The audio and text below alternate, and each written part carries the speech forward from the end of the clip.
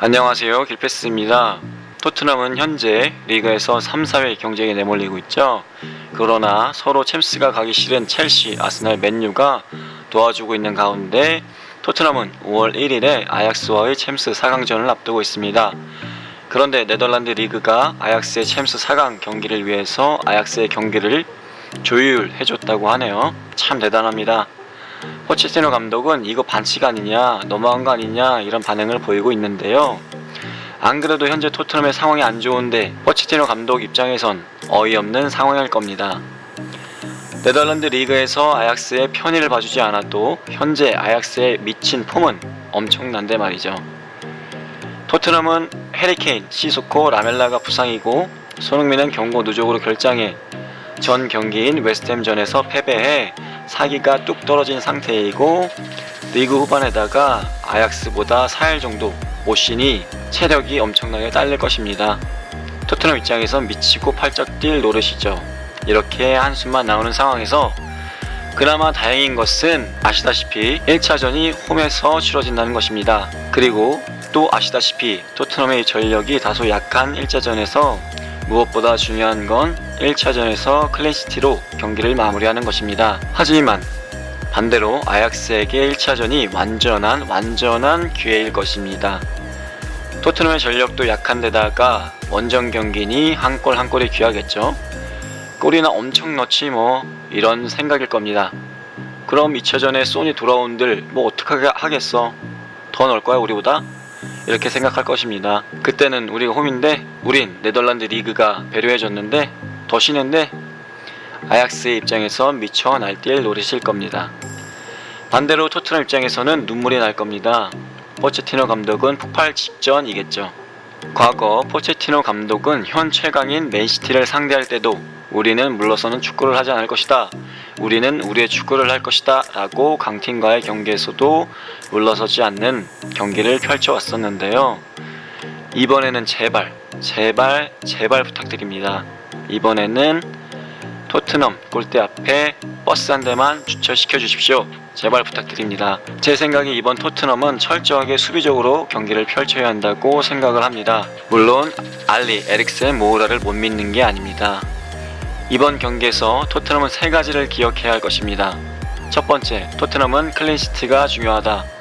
무조건 아약스에게 득점을 허용해서는 안 됩니다. 다소 전력이 좋아지는 2차전을 위해서요. 두 번째, 아약스는 중원이 좋다. 내년 여름에 바르샤로 이적하는 대용 그리고 노련한 쇠네 블린트까지 아약스의 중원은 막강합니다. 아약스의 핵심이라고 말할 수 있죠. 세 번째, 포워드 라인의 신장이 작다.